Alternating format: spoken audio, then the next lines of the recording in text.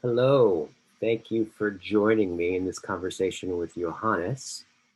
Before I set some context for that conversation, some housekeeping. So we have my company, the Circling Institute. We are, if you want to dive into circling, probably the best way to do that is to join one of our weekends where we spend the whole weekend diving deep. I would say that's at the core of what ultimately Johannes and I talked about in this conversation, right? Um, that which is most intimate to us. Circling is about that, cultivating a profound relationship with intimacy with each other, but almost in some sense intimacy as such. So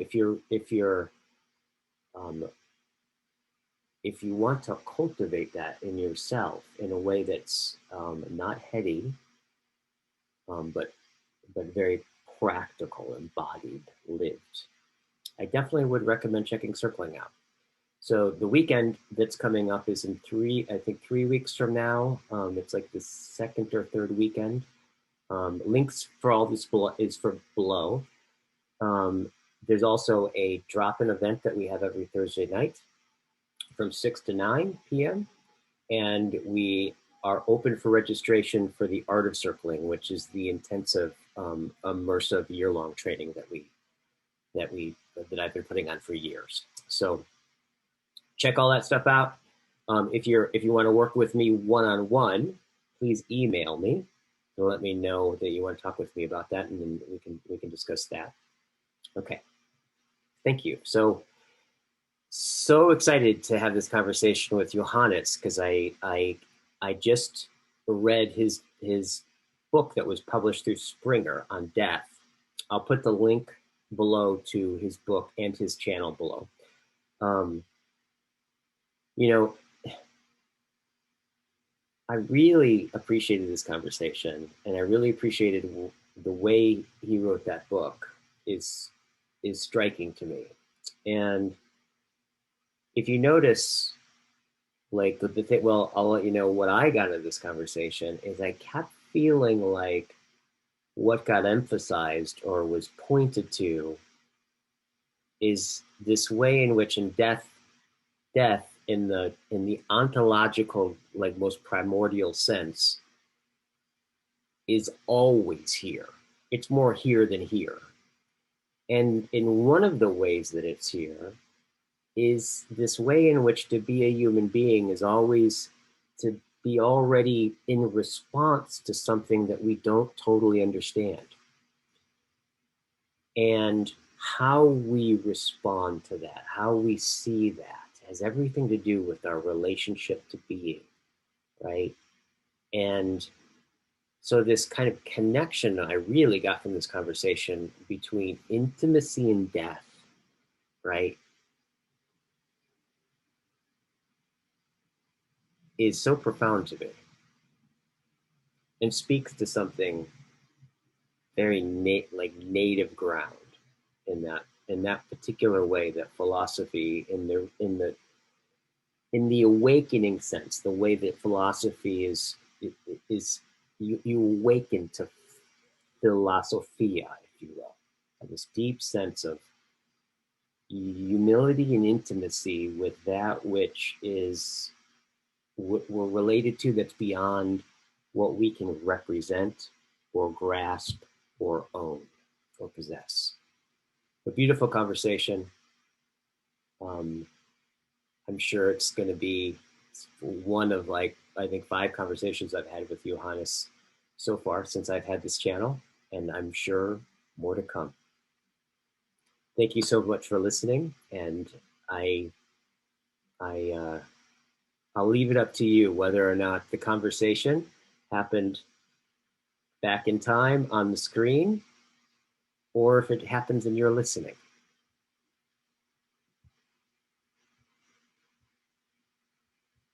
Rico. All right, I'm excited for this conversation. I've just recently read Johannes's book that was just published on Springer. Uh, what's the exact title again? Can you hold up the book? Yeah. The Heidegger on death and being, an answer to the Seinsfrage, an answer to the question of being. Yeah. I'm surprised that they published it because to me it's not just another.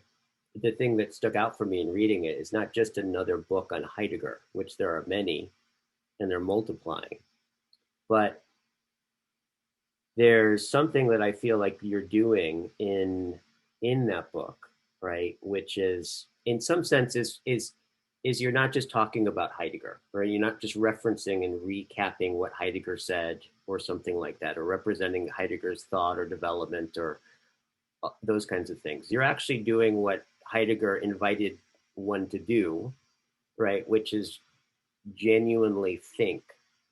And I think one of the ways that I kept thinking that, like, as I was reading it, I kept imagining the statement went through my mind of the way that Heidegger talked about his work on Nietzsche, right? Which is where he was talking about seeking to think the unthought metaphysics of Nietzsche, right?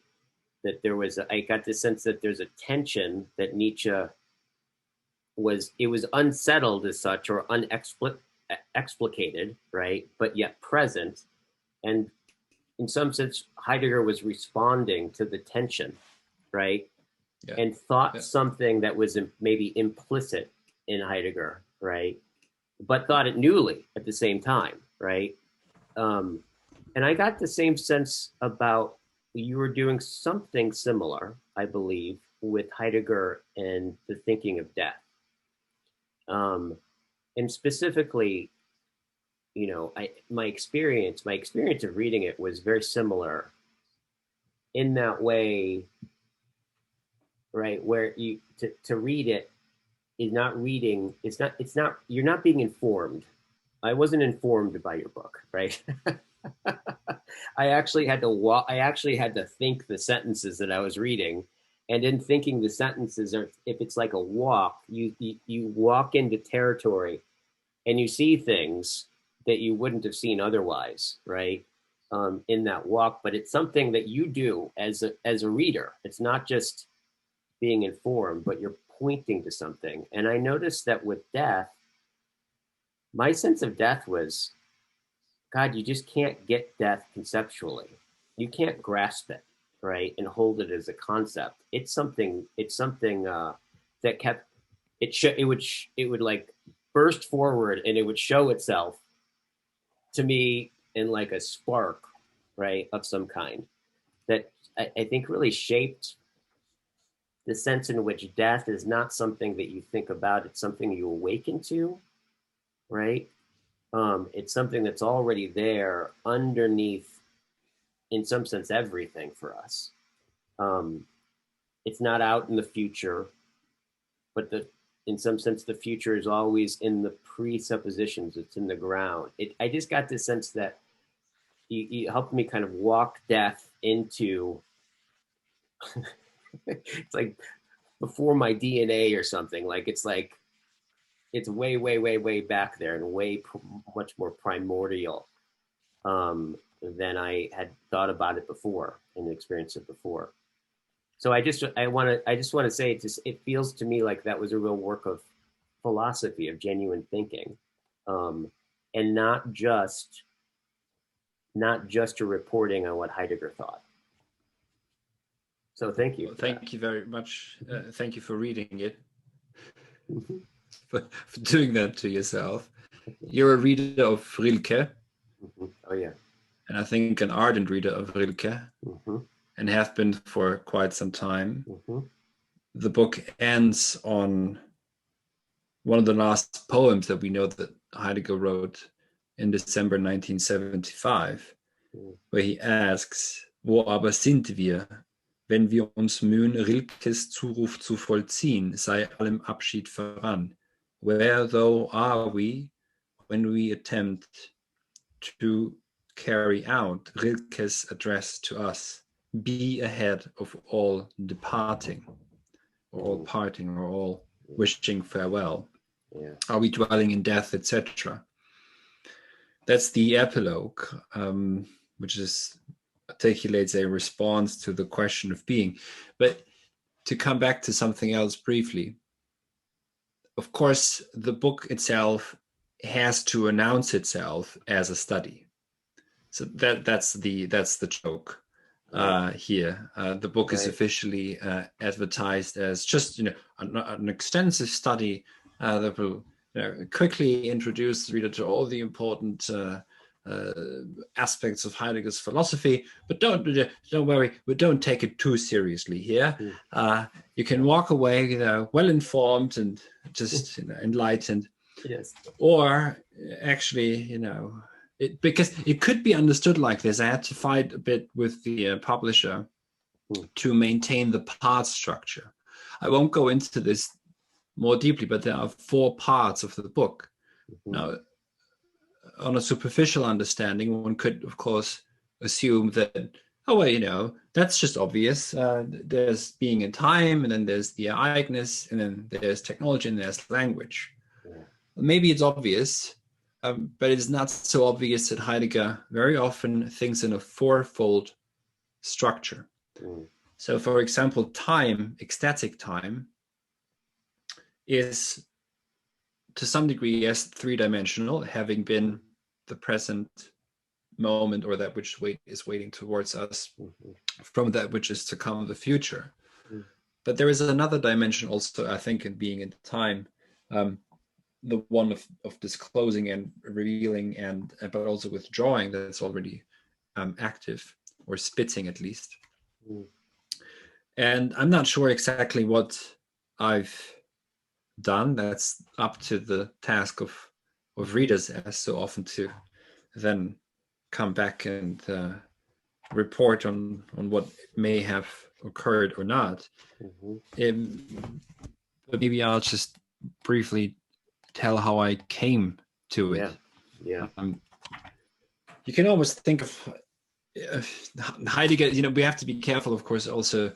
But when we talk about death and Heidegger, perhaps we should just sit here and in silence for 2 hours and then say thank you, and then move on. Maybe that's better, because there is a danger of making it too explicit, of revealing it too much and making it available, or something that can be operated with or understandable, too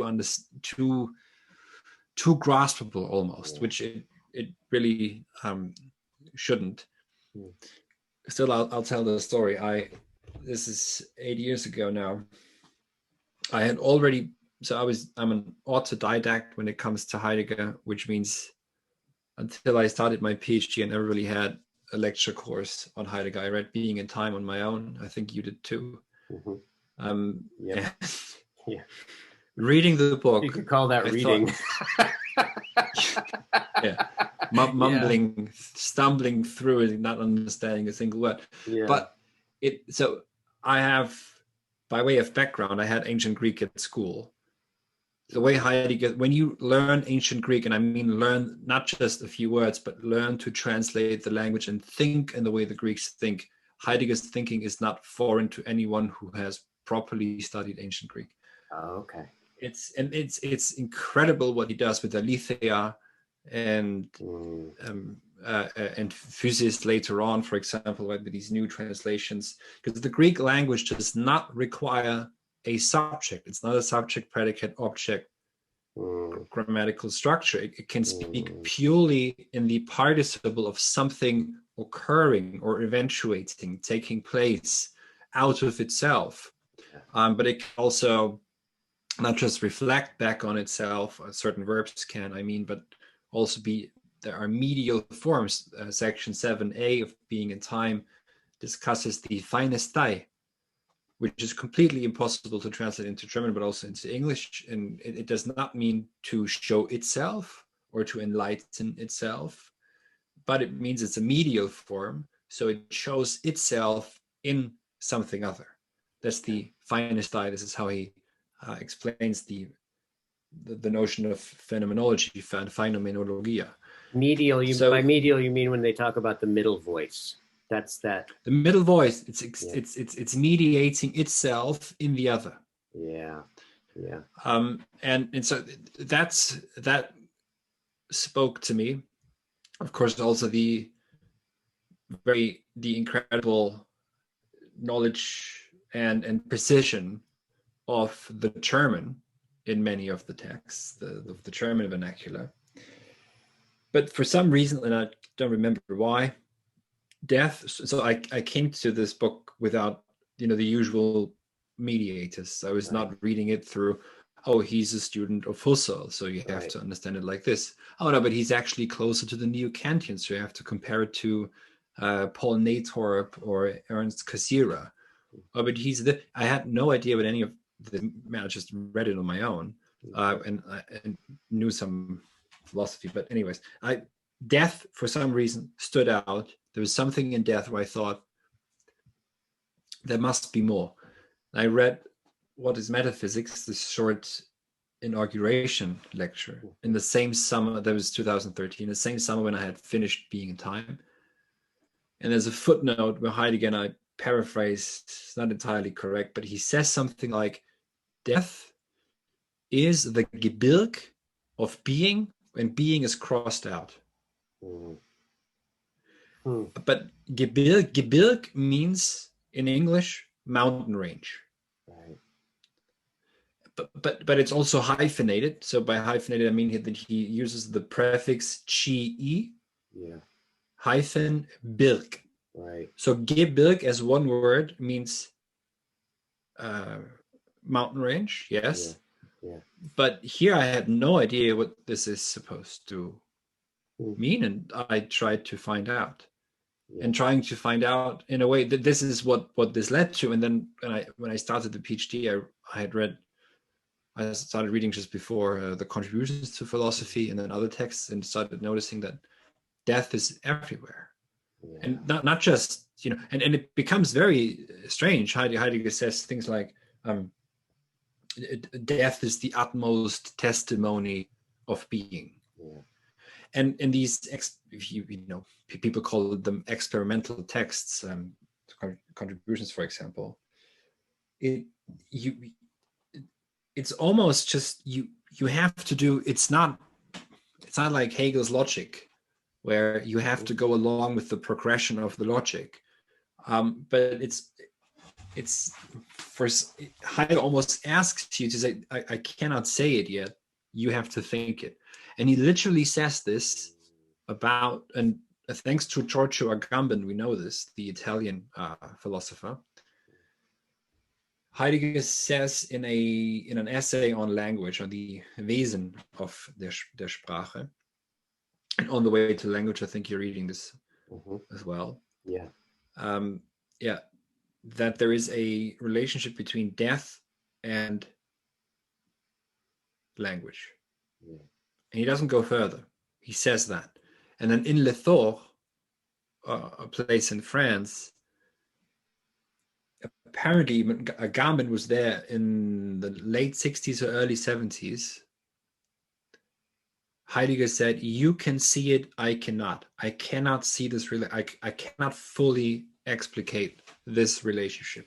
So he I think there are, these moments in his thought where it's becoming too massive. And you have to think back. You have to think back death into Ereignis, and we can maybe either we will or we will not get into it. But I think what the book attempts to do is to think death from itself, von sich selbst her.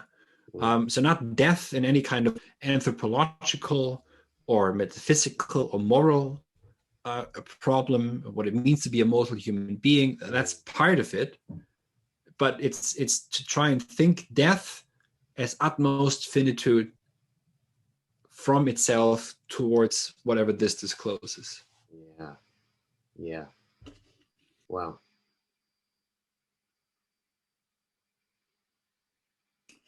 Because and this is what even just when in Heidegger saying, look, I can't get there. There's this place that I'm pointing to that I can't yet think it, right? Yeah. However, it presupposes well, he's pointing to what's concealed to him. Yet there's a relationship to what's concealed that strikes me as very, I see a lot with Heidegger, and with as you were just talking, I could sense it there too, which this way in which you end up what becomes near and close is what is beyond the known or beyond the sayable. Yet it's still, there's somehow the presence of its unsaidness kind of glimmers and is present in some way and affects you, right? And affects how you see, right? So in some sense, I'm hearing what you're saying that Heidegger said about the mountain range of being and the not being able to yet say it or think it or understand it. That he's also describing a relationship he has with it and demonstrating a relationship in some sense. Yeah. Right. And it's we have to be careful. I have to be careful not to throw out too much too quickly to make this is what this means, then we can move on to this, because the death as Gebirge just means, because I could say this, right? I could say, and I think it's also necessary to say what it also means, but it's always dangerous to think of it as just a sort of a concept that then we can operate with. But it turns out that there is a profound relationship between aletheia as the two united or simultaneous moments of concealment, unconcealment, which is encapsulated in the word aletheia. This closure, that's a closure at once too. And because lethe means in German verbergen, which often is translated as to conceal. Ivo de Gennaro translates concealment as disabsconding, which is quite different, because that I think introduces a tempo-spatial dimension that concealment does not, where concealment, I think, to the English ear more there's something that's concealed. Yeah, exactly. But I like, so I'm going the well, let's just say the worst part is the second part, and it's the worst one because anyone who reads this seriously sees that there is it's moving further down into the Abgrund, into the abyss, and trying to think in this abysmal sense where there is literally, so death is important, because why? Because we want to get rid of beings, at least for a moment, to think being as such without any beings. And this is through death then we arrive at being itself. And I think this is already there in at least it's already flashing, if you like, in being in time. What's flashing in being in time is precisely in the moment where Dasein comes closest to its own most being. Which is in the moment of running forth towards death, which slips away. It gives Dasein all of a sudden a possibility that gives Dasein nothing to actualize. So in this moment of the possibility of an almost Eigentlichkeit and almost coming into its own, being shows itself as ultimately not graspable. And Heidegger will radicalize two things, or not two things, but two moments, at least two, after being in time. One of the reasons why he does not continue the project.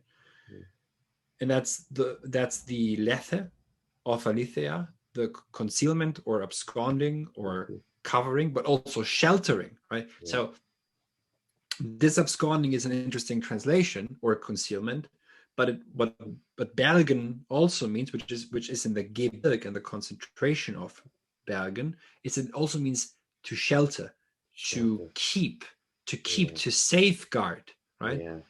And just by association, and we hear now with human beings are the shepherd of being, is the human being is the shepherd of being just by an association. But in any kind of in any aletheia and any clearing for self-concealment, there is also a self-keeping, a self-retaining. And the human being, mindful of death and finitude, is the one who's able to heed also the earth and other beings and himself in this manner. A human being, divided from this will not be, we won't be able to or capable of this. But so I think what Heidegger does after being in time, and this might not even, we can see this in hindsight. We can see this now. There's something that disclosed itself to him, and he ignites in the moment where he begins to see the simultaneity of concealment, unconcealment, which is not yet really there in being in time. Being in time is very much about making transparent, right? Yeah. It's about trying to disclose Dasein's ontology to it, to establish a fundamental ontology, which would be the foundational ontology for the sciences. Which is necessary because the ontology of modernity thus far is predicated, according to Heidegger, on a Cartesian ontology, for example, that's that forgets time, as the Greeks did, but also that is of the subject-object dichotomy. But something else occurs, which is he sees something much, much larger, which is the Ereignis. And the Ereignis, what happens in Ereignis in this way of thinking, and this is why death is so important. Death means to let go of everything familiar.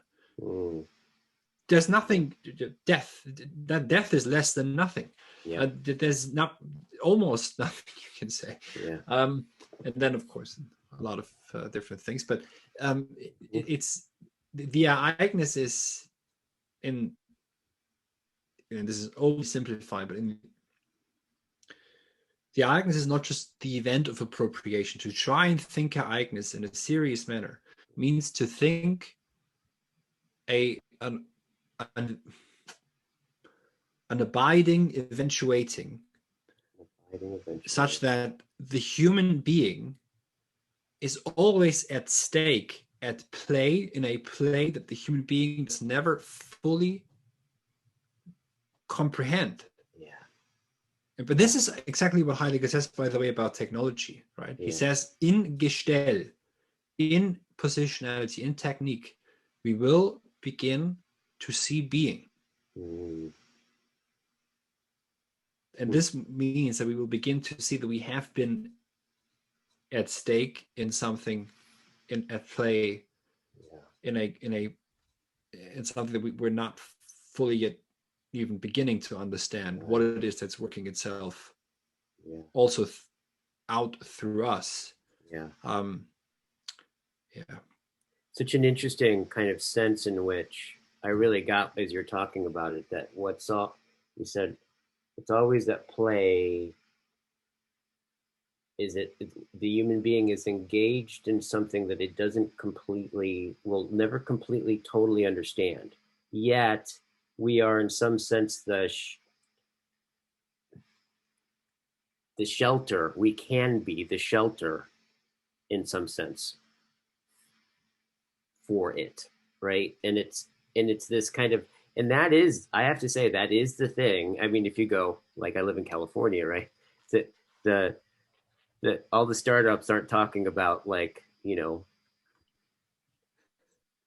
they're not they're not sitting in silence, let's say, and being with the concealed, right? They're constantly making it transparent, right?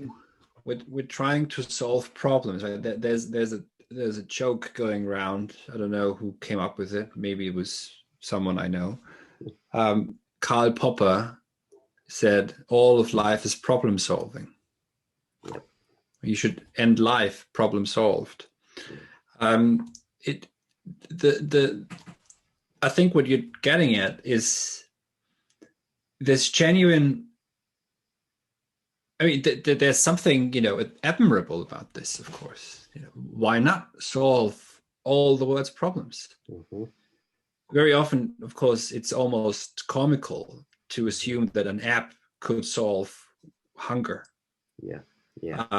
Yeah. But what it does, though, is that it assumes that everything is just a set of problems. Yeah. And that problems can be solved once and for all if only we have enough data. Yeah. Now, even without speaking about Heidegger, the oldest problem, and a genuine problem, of that philosophy gets at already with Plato and before, is of the one and the many. Yeah. When we collect data, we collect many ones, but we never get to the one. We just keep representing ones and more ones, and it becomes a bad infinite. It does not find a ground. Yeah. To collect data is an infinitely regressing, but it seems like a progress, right? But it's infinitely regressing into a complete void. Yeah. And it will never find that's literally what Hegel calls the bad infinite. But if anything we can learn from Heidegger is to try and think in a not anti-modern, it's not about being anti-modern, but in a non-modern way, in a way that is reminiscent, reminding, remembering, memento mori, right? What does memento mori mean? Just as a detour. It does not mean, it does, but not only, remember that you are mortal. It means this. But we can also understand it as memento mori. Remember your mortality, because only then will you be able to begin to think. We do not think, we try and solve problems. But solving problems is not thinking. Solving problems through data amassing and ordering and managing is representation. We can get into the problem of representation and imagination some other time. But for now, let's try and think in a Greek manner. The word problem, as so many problems, is of a Greek origin. The Greek is he problema. Same word. It means riddle, and it can also mean problem, of course, in our sense. But it also means solution.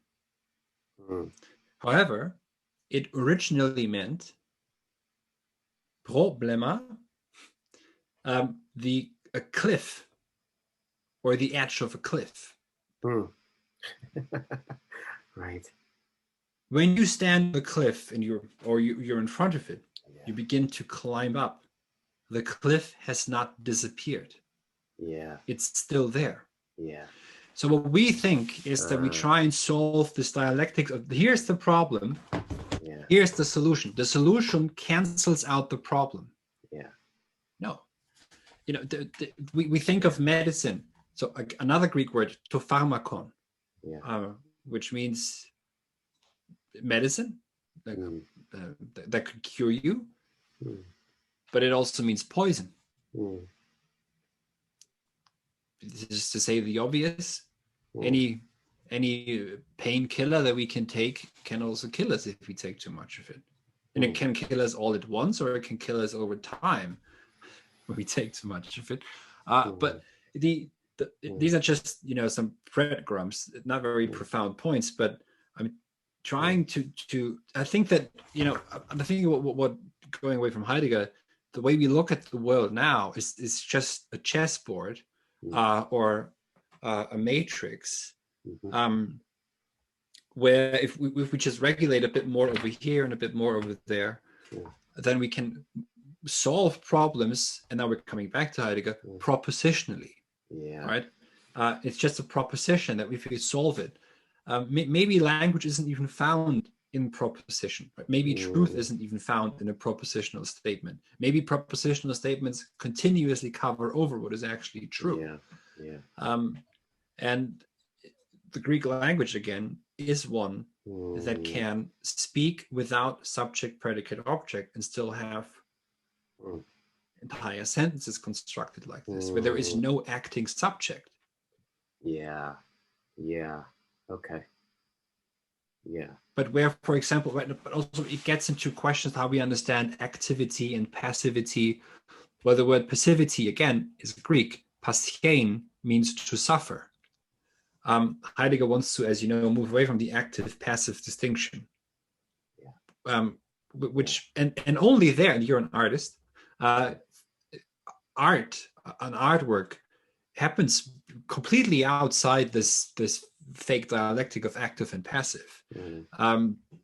It happens when we allow the world to come towards us, and we encounter it, and in this encountering, we let something of its own accord show itself in the world.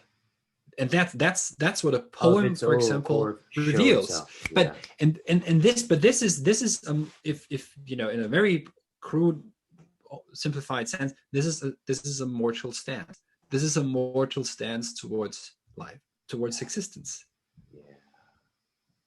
Because in some sense, I really got this sense, in some sense, that showing itself I just got this kind of interesting, I'll see if I put it into words. What I think I just got was to allow something to show itself, right? In some sense happens in some sense we bring it our death, right? Like, I just got the sense we bring it our we bring it our mortality, our death, and in that sense, a part of it kind of shimmers forth. You're right, and it's not a problem that can be solved, and problems seem to presuppose points that are posited, and then you have the solution, and then you don't, and then data is something like how many points can we cover between all of this, right? And you don't notice that you're continually covering over, right? And you're already drowning. You're drowning. Yeah. It's a total. We're drowning in data points. Yeah. And it's there's no look. The trouble with quantity is that by definition it knows no bounds. Yeah. Yeah. Which is, so we don't have to get into Hegel's logic, but it moves on to essence, which is actually positing something. Well, this is it now. And we cannot go on and overly quantifying everything. Yeah. So, and of course, the book begins with a quote from Harari and Kahneman, and I don't know, one of the two says in a conversation, quote, "Death is optional." That's a quote from 2015. And Harari then actually points out death has been relocated, right? As if it were something arbitrary that can't just be taken, as if in a metaphysical supermarket. Oh, here's death. Jenny, could you put death in row 5? we need it over there. Death has been relocated from the metaphysical realm to the technical realm. Yeah. And now it's a problem waiting to be solved. Yeah. And I then quote Goethe as response to this and say that here apparently death is no longer, quote Goethe, threefold separation, not hoping ever to meet again. I wonder, I really wonder, so again, Heidegger, his last written words are, where are we? I wonder, where are we? Yeah. That a mortal finite being can say death is now optional. Listen to this, death has been relocated. That's so extremely abstract. Death is not relocated.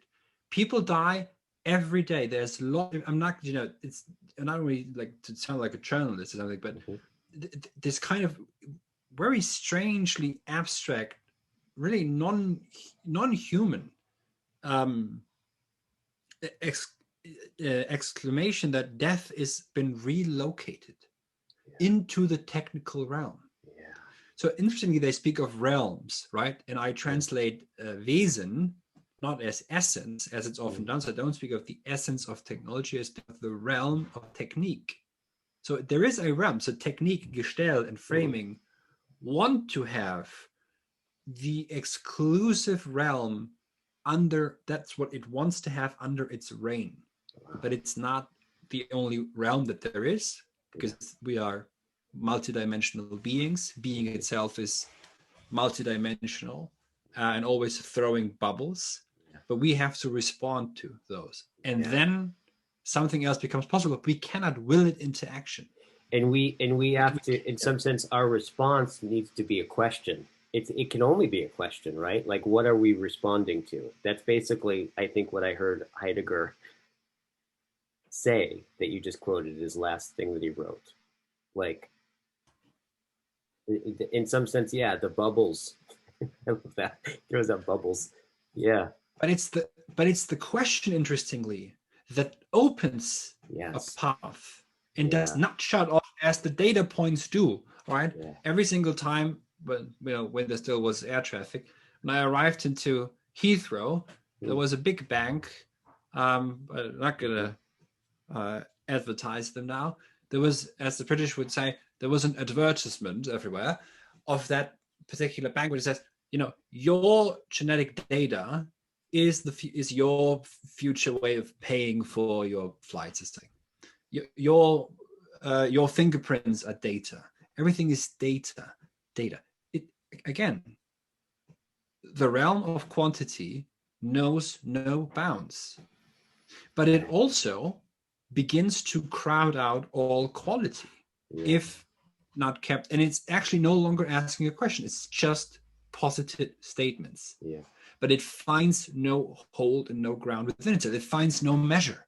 It finds no measure of sufficiency, which is how De Gennaro, for example, translates the word scolaire, right? Yeah. Scolaire is usually leisure. Then we think of leisure as, and I think there's a very profound relationship between finding a stance in the midst of beings, which is scolaire, and death, taking a mortal stance, is to find that stance. Yeah.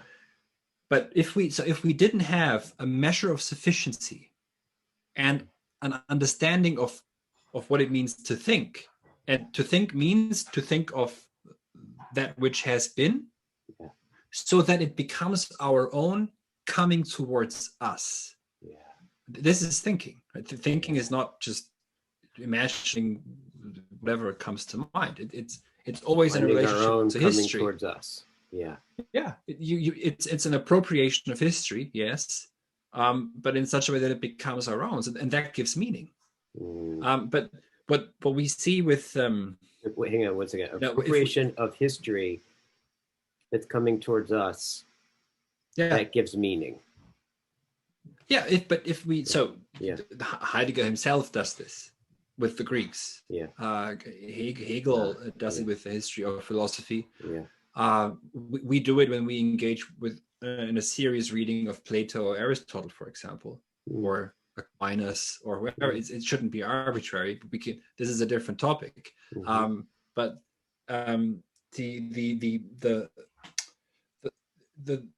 the trouble is that asking. But we are sorry, okay, but we're not thinking as it were in this manner, but we're trying to solve and optimize and solve for problems that then arise from optimization processes, right? How often is what we do, and what always shows itself is that there is no measure of, and that means when there is no measure of sufficiency, that also means that there's no finitude.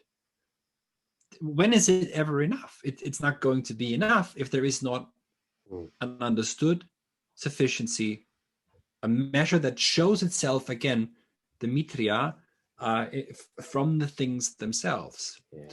And you mentioned the question, and you picked up on, as you always do, you pick up on things, right? Is that this last poem, as far as I know, it's one of his last poems that he wrote, riddled with questions. Yeah. 2 questions, actually. Yeah. And his last written words are from 19 1976. I think he died in May 1976. And in a note from that time, from maybe January 1976, though. And as far as we know, these are the last written words that were meant to go public. He did not read them publicly himself, but he had them read at a celebration at Meeskirch, his hometown, for someone else who became an honorary citizen. And then he says, with great gratitude to my hometown, that I send you my best wishes, etc. But it ends again with a question, not with a question mark in that case, but there is a question in there, which is, can there be in the technocratically homogenized, engineered world something like home for the human being? So I think in a world that optimizes for technical problem solving and includes death as a mere optional problem in that also, the human being will continue to be homeless. Yeah. And the question opens up, though, right? The question opens, what does it mean to be? What does it mean to be finite? Whereas the other approach... I'm noticing as we're talking about it, the quality is when you just said, okay, after all that, you just said, okay, what is it to be? What is it to be finite? There is a sense of kind of an asking and a gathering and then coming back, and there's a sense of intimacy, a quality of intimacy that seems like the way it shows itself. And it's interesting, this sense of showing itself, just like not a lot, right? It's not like here, right? It's like just a glimmering or a gleaming of some kind, but it seems to be revealed in the sense of intimacy that is, I think, more and more foreign as we're talking about. I'm just noticing that quality as I'm understanding what you're saying as I understand it, I feel, close into myself. There is an intimacy that in death. It seems very, and that's the thing I'm glad you brought that up, because that was one of the things I kept noticing as I started to understand death, or in whatever way death started to show itself in the reading, these little glimmers. It started to occur almost synonymous with intimacy. Like I just started noticing that connection between intimacy and death, in my experience anyways.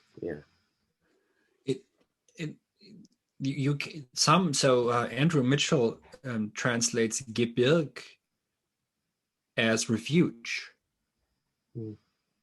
So not as the mountain range or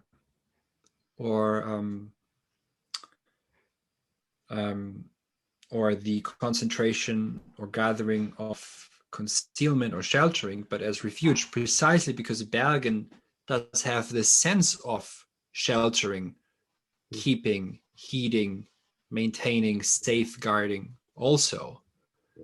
And this is, I think, it's a good translation. It loses a bit. So refuge, I think we must also keep in mind that it is also mountain range, because then we can get in. Heidegger in the contribution speaks of being and its fissures, the fissures of being, right? The fissuring of being. And of course, then if death is the mountain range of being, then being itself is necessarily fissured. And as he says, death is being. But this intimacy that you're describing is then, it's, I don't want to go too far and give examples that maybe sound strange, but often in extreme limit situations, human beings actually often become very intimate. They also become more cooperative and genuinely helping others, rather than There are examples in the First World War where Germans and French soldiers started celebrating Christmas together. Yeah, yeah. In the vicinity of death. Right. And these are not easy things to mention, but yeah. I think that in a world that knows no intimacy, that knows no eros, we can get into, by association, we can get into questions of what is erotic. Erotic is someone who is not fully revealed, who is not fully naked and available as such, but is closing off, is concealing something and hiding, right? The hide and seek games between lovers are extremely highly erotic. That's gone in the world of porn. And when we get married, we say, at least if we get married in church, till death do us part. Right. Death is present in the midst of this performative speech act. Yeah. Where in the veil, of course, that's interesting, right? The veil of the bride, sorry. So you can see we're going as always, quite broadly, but I think with the later Heidegger especially, death is in the midst of us. It's right there. It's, as he said, are we dwelling in death? Actually, are we dwelling in death? What would this mean? It would mean to dwell in a non-available intimacy. That means in an intimacy, and so the world itself begins to be beautiful and appear as beautiful and meaningful precisely when we don't want to control it. That's when death dwells in our midst. Admitting our finitude. Admitting does not mean, I will for to be finite. No, it just is. It's an admission of what is not a problem. Of what cannot be solved. It's actually death. If anything, sorry, but if anything, then death is the irresolvable problem. In the heart of existence, if anything, right? But but it is relevant to point out that technique and the functionaries of technology and etc. That they want death to be optional, at least in their fantasies. I think it's a pipe dream, obviously. But it must appear as though death is now a problem, because that pulls up the smoke screen of exclusive power, right? There's a lot of smoke and mirrors in these discourses too. So we've been talking before about escape and liberation, etc. I'll just say this: one way of liberation and escaping is to figure out the smoke screens and the dialectics that are always pulled up. You're for this, and there are the people against it, right? And a lot of it is smoke and mirrors. And that's, I think, one of them is this fantasy of the transhumanists that they will either live forever physically or upload themselves to the cloud, which to me sounds like hell. But and there is no dwelling. Where there is no where are you dwelling if you're only in the cloud? Human. How if there is no pushback, no horizon against which you're always pushing? What it's just an infinitely extended, or actually endlessly extended nothingness. That where are we? Again, where are we? As Molly says in her poem, right, that you uploaded, like being on that beautiful image of being on the ski lift above the white nullity, if you will, right? That sense of floating above it, but not wanting to be in it. Yeah. It's also too, it's interesting too, if you just think that through.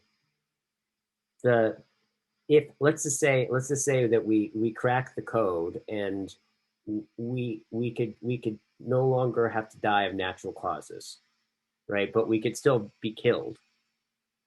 What'll happen? That just infinitely just makes the rich will just basically reduce all movement, that because it's like if you can still be killed but you won't die, then you have to in some sense not move, right?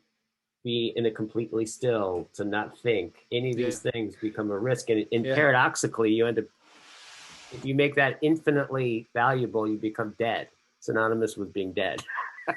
Yeah, this look. Right. I mean, we could, speaking off the cuff and non-academically for now, you can't blink with dialectics. I'm sorry. You can try modern man, you can, and you can do so for a long time. To speak with an American idiom, you can kick down the can just a little bit longer, massa. But the longer we crowd out negativity, the harsher it will come back. And it's already coming back. I see it coming back with negative interest rates, right? It's in economics. And it's, yeah, so the negativity of being, this is not Heideggerian language, but to speak with a more Hegelian tone, perhaps, is not, if anything we learn from Heraclitus is that being and nothing are the same and are not the same. That's what he's trying to tell us with the famous river fragment. That does not mean that everything is in flux. Yeah. It means that everything is and is not. And when, as Heraclitus also says, and when a child is born, new death is born. Yeah. Right? Now, a modern contemporary, that's so pessimistic. It's not pessimistic at all. It's actually the crudest pessimism often the crudest optimism is often very pessimistic at their core. But I think these operations that we have and Heidegger says it's quite frightening, how seemingly perfect these operations are. They are still pushing something to the side that I think will, or is already beginning to come back to haunt us. And I said before that I won't say it, but you know what I mean, right? There's a lot of talk of what we have lost. I've said it. It's almost getting a bit too much. But at least, acknowledging that there is something that may have been lost is the acknowledgement again of death. And to sound almost, I mean, I don't want to sound like too much of just spouting cliches, but I can quote Hölderlin. Hölderlin said, "Mortals die their death in life." It's when we lose ourselves that we gain ourselves.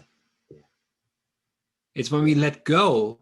So you're an artist. If I sit down and I want to write a song, and I can sit down and write a song that's technically good, but it's not going to maybe reveal anything. Yeah. If I sit down and let something occur on this page that's seemingly still empty, it's coming. I'm encountering the world. The world is encountering me. Yeah. But it's first coming towards, and then I have to respond. But I'm responding. I'm not willing. Right. And the trouble with, if we take the English standard translation of Gestelwiches and framing, you've already said what the trouble is that it is a frame.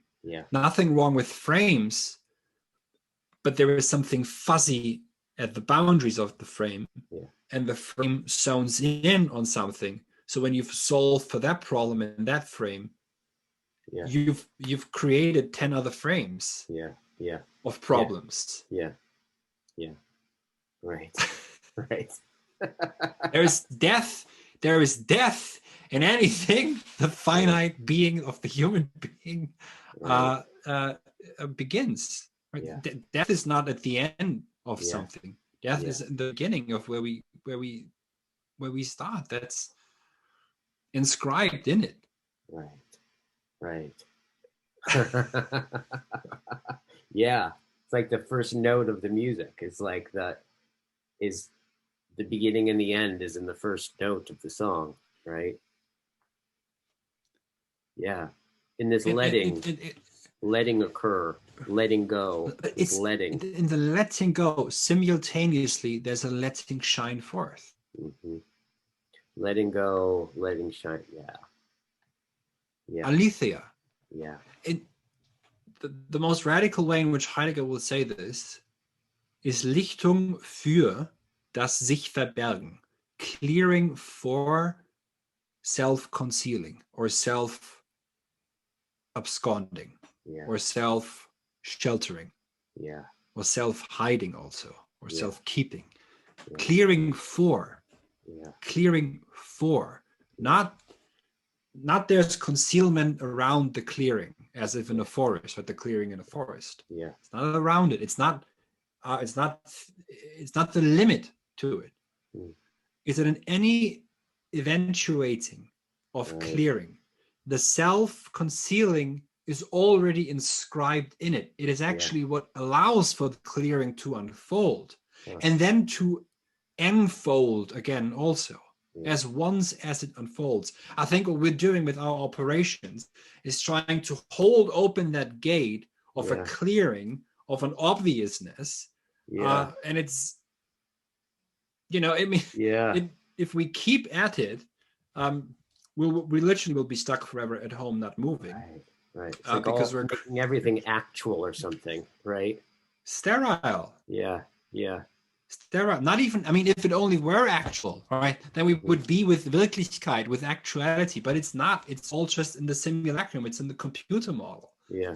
If only it were actual. If only we still had the capacity to make anything actual. We're not. We're in the simulacrum. We're in the simulation. Yeah.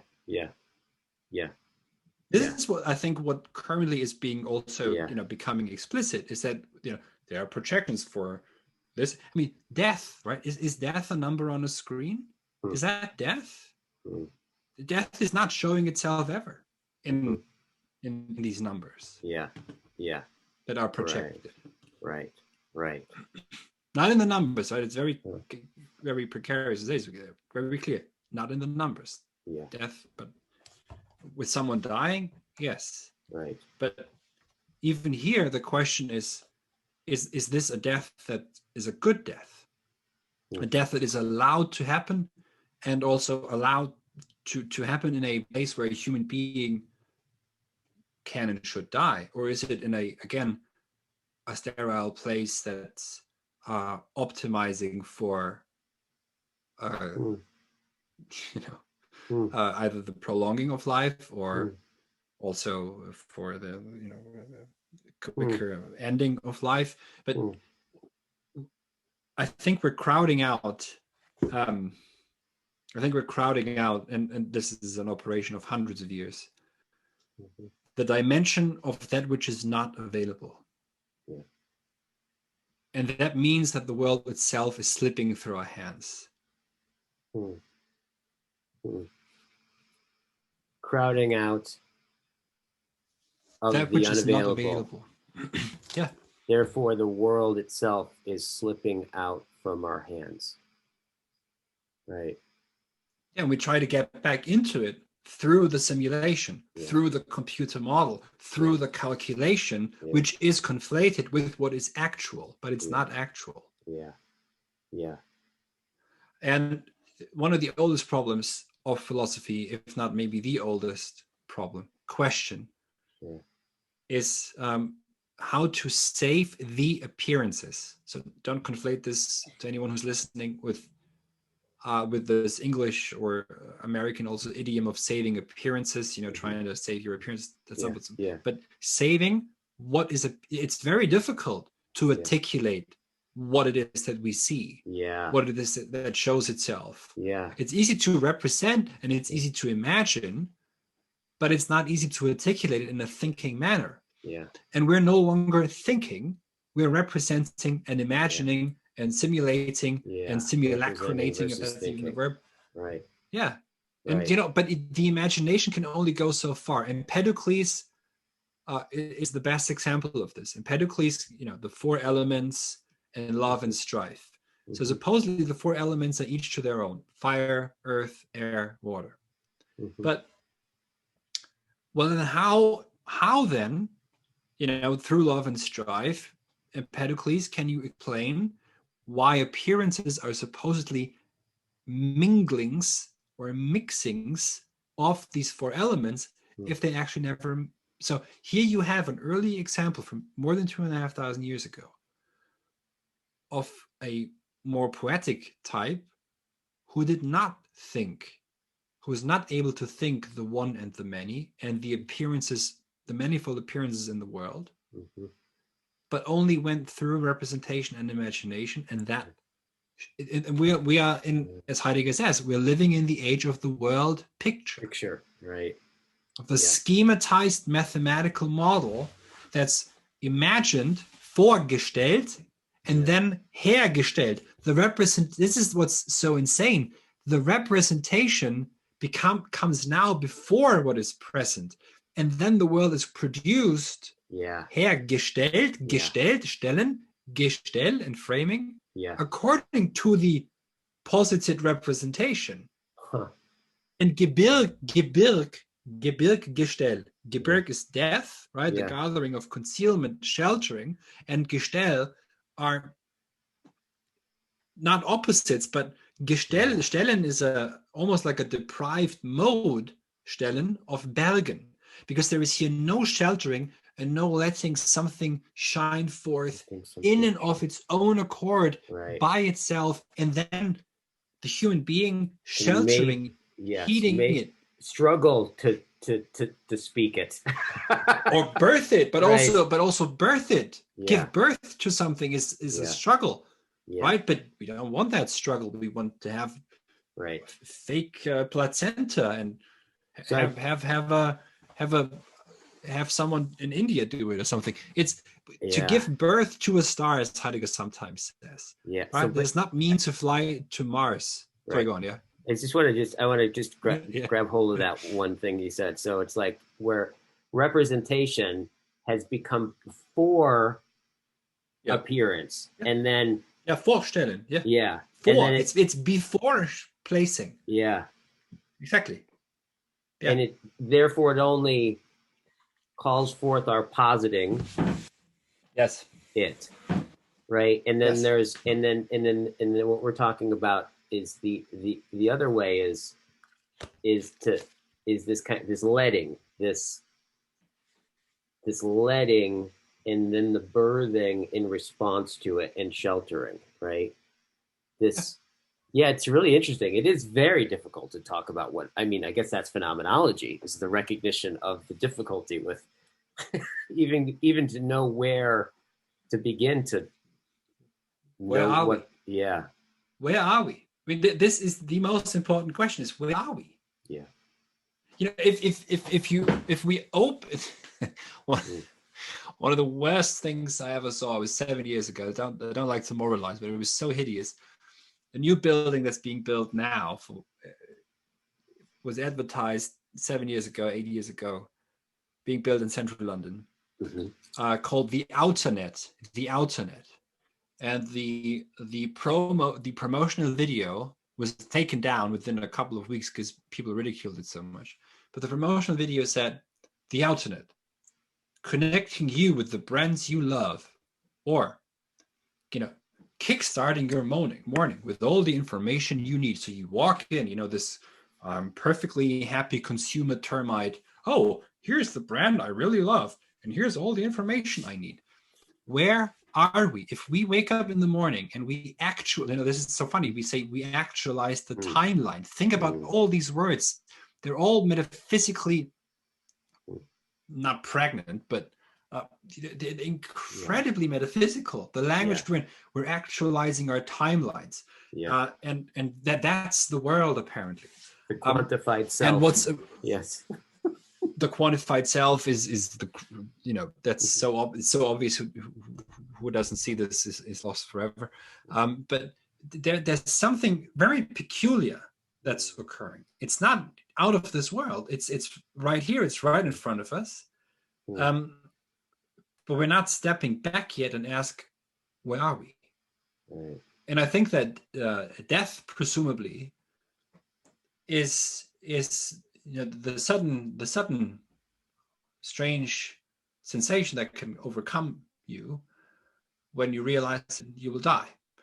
That perhaps is the first moment when, if taken seriously, this distance can be won to these operations, and then you begin to see, I think, that one can begin to see that Gestell is not exclusive, but it's almost like it's pulled over like a weird frame over the world, and we're in it, and it gives us our self-certainty, right? And as soon as this self-certainty, as we discussed also last year, as soon as this self-certainty gets a bit of a memory of, oh, you will die, it's in complete panic mode. It's in worldwide complete meltdown over the fact that the human being is actually mortal. It attacks, because what is now our self-certainty as subjects is what Gestell is. That's the operations of Gestell. The perversion is that we assume that we are the ones in charge, but we are the ones acted upon, which is why as soon as something like a virus, for example, that's invisible and extremely weak. I mean, if it's just a virus, it's not the end of the world. That attacks the self-certainty of our subjectivity, which is the ground on which we think we are, or assume we are, and the response is extreme, to say the least. The response is an extreme outrage against this attack against our self-certainty. But this, to me, at least indicates that something is coming into its end, which always means that it's becoming apparent. It's the apocalypse. So I sound like an academic now, but I've referred to this as the apocalypse of the subject.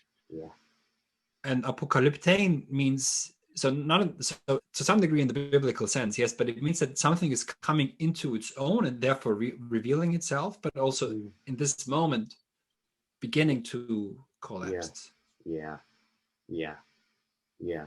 Just, and this is one of the things I was gonna bring up with you is since reading your book and thinking about just the time that we're in. Of course, it's so hard to see where you're at. Like, we have no idea. Where are we?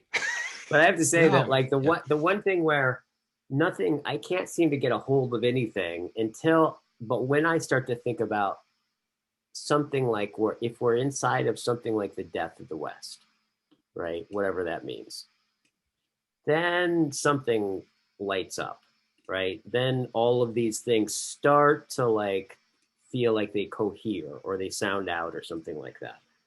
And so in some way, I've been kind of just walking with this thought about, well, what is it if we're inside of a death right now, right?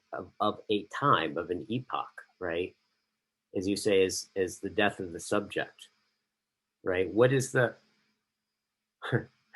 in some sense, the question I have is what is the way to the most profoundly be with the death of a time, right? One is maybe to write a book. Maybe.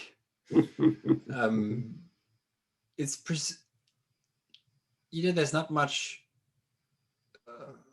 a thinker or a poet can do except to diagnose. We diagnose what is occurring, and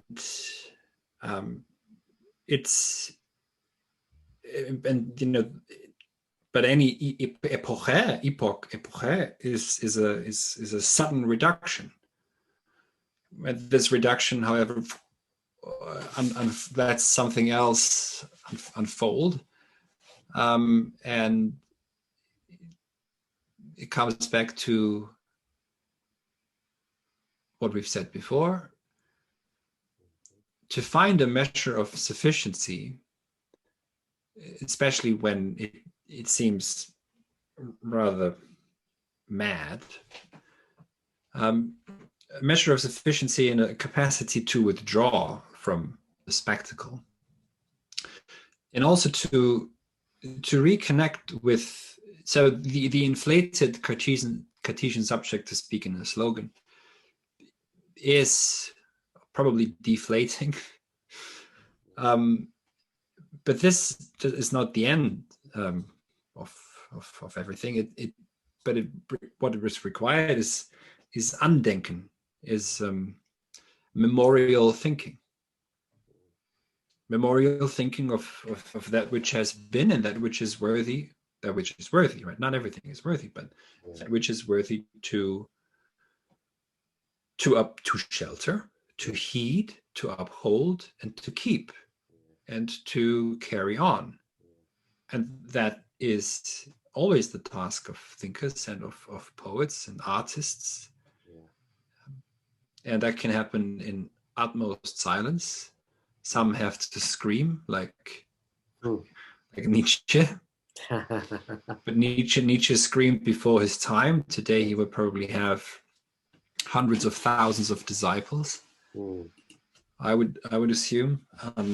But it is it's certainly a time to withdraw within oneself and begin to read and write and become coherent in one's memory of what has been. I think coherence is probably crucial, not to be captured all too easily. Yeah. Or hear. What I hear in coherence is the hear part. I mean, the more and more as we're talking about this, the more and more it just hearkening and listening just seems like it's what I find myself doing, right, more than anything. Yeah. The listening to what I don't already understand or something, right? Like, well, I never heard this before. That's interesting that you could hear into it, as it were, the verb hearing. Co-hearing. We're co-hearing, yes. Yeah. So Heraclitus says that we are always hearing the logos, but not listening or hearkening to it. That's and the appropriate response. Yeah. And we have to be, I think, I keep saying this more publicly now, I have to be careful so it doesn't become a slogan, but I think we will have to be capable more than anyone else before, because of the internet and this extremely fast transmission of information, etc. We have to be able to articulate how it is that there is one and many. Mm-hmm. If we don't articulate it in a thinking manner, then there are manifold attempts to technocratically solve the problem. And that is a sterilization of what it means to be human and on this earth. Or we begin to think it and try to articulate it. The Henkaipan, which is the beginning of philosophy, which is the beginning of Occidental philosophy, is to see that there is, and if it's, it may have been, for Thales, it was water. It doesn't matter whether it's water or not. That's not the point. The insight here is that there is a oneness which is found in the many. And yes. Yeah. The Rilke's on his, I don't know if it actually made it on his tombstone, but what he wrote, he wanted to put on his tombstone. Of all the things he wrote, right, what he wanted to put on his tombstone, right, was this short little poem. I've been thinking about this, and it reminds me, it seems like a good place to end maybe our conversation. It says, O rose. Let's see. O rose.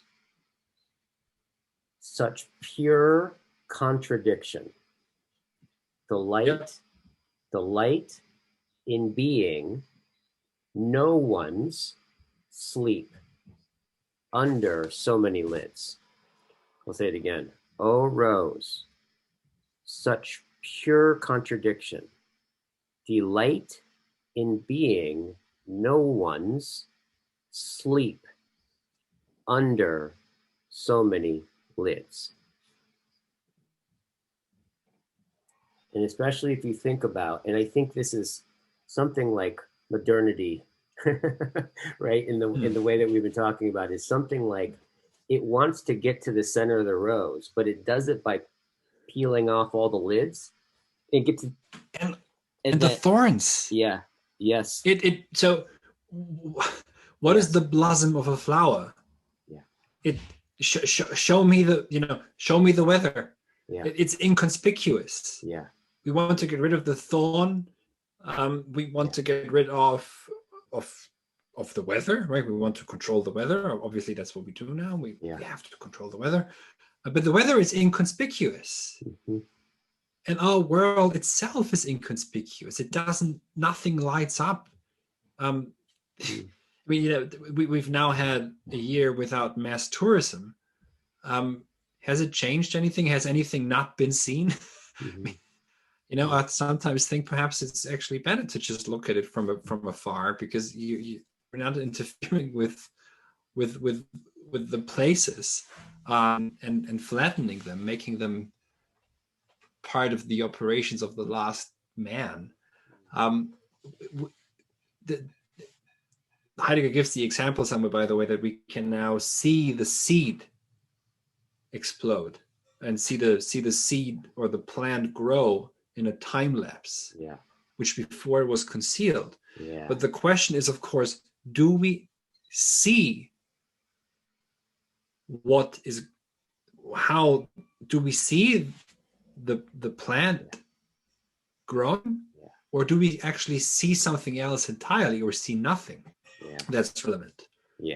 In a sense that it would disclose the world to us.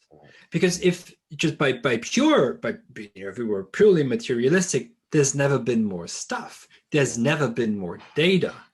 And there's no accident that everyone walks around with a camera in their pocket implicitly. Yeah. But almost nothing. But almost. I used to joke with the students that I said, you're holding Plato's cave in your pocket. You're keeping it in your pocket now. So, I don't know, but the oldest one of the oldest questions of philosophy is how to save appearances. Obviously, it has to do with being and seeming, being an illusion, being in this non-Heideggerian sense, being and shadows. What is and what are shadows? And it's almost like, to speak in the analogy of the cave, or the allegory of the cave, it's almost as if we are content with conflating shadows for the world, as long as we don't have to face the inevitable. Which is that it's only through, and this is in Plato's cave, it's the one who is freed faces death at the end. But that is the price to see freedom. I'll never forget when I think I got seeing for the first time in a way that still kind of sits with me. Is when I was in high school, I started painting nudes. And the only way I could get a hold of any nudes is to steal my dad's Playboys, right? And like work off the pictures, right? I remember my art teacher in high school, I was like 16. He's like, look, knock that, go take a life drawing class at the community college. So I enrolled, and I remember the first, I think 3 or 4 models were men. And then like the 4th or 5th class was the I think it was the teacher, the ballerina teacher, beautiful woman comes walking in. And I was, I was a, walking testosterone pump at that point, at 16 years old. And I remember looking at her and thinking she was beautiful and going, I'd never even barely even seen a naked woman, right? At that point. And I remember when she took off her clothes, I was like, how could I like even concentrate? But of course, eventually I picked up my chalk or whatever, my charcoal, and I started drawing. Yeah. And then I came to an hour and a half later, right? And realized that I completely forgot the notion, this representation of a beautiful woman, right? In order to really see her, right, to draw her, which requires seeing, right, you actually have to not see the representation. You have to let it go, right? Because especially if you're drawing like in terms of likeness, in some sense in abstractness, you can't let the representation come first, right? In some sense, you actually have to let it come in so that you can let go of the image or the idea, so you can actually see what starts to unfold. And I'll never forget that. I was like, wait a minute, where did she go in that hour and a half? I had to let her go in order to really see her, right? And I was just thinking about that. In some sense, that's what some sense it's what we're talking about. This is going down a similar path. The all-seeing eye sees or claims to see, wants to see everything. But even if that is seeing, there's something it can never see, and that's itself. Yeah. Because once it lets go of itself, it is no longer the all-seeing or seemingly all-seeing eye. Yeah. To see itself would have to lose itself, and that it cannot. Yeah. Right. Thank you so much. Thank you, sir. Yeah. Yes. This is really awesome. This is really awesome. We're dead now. Hopefully. We wish. Yeah. We wish. All right, my friend. I'm sure we will be talking again soon here. Bye-bye. Yes, Thanks for writing that book. Next month. Bye. Thanks for reading it. Bye.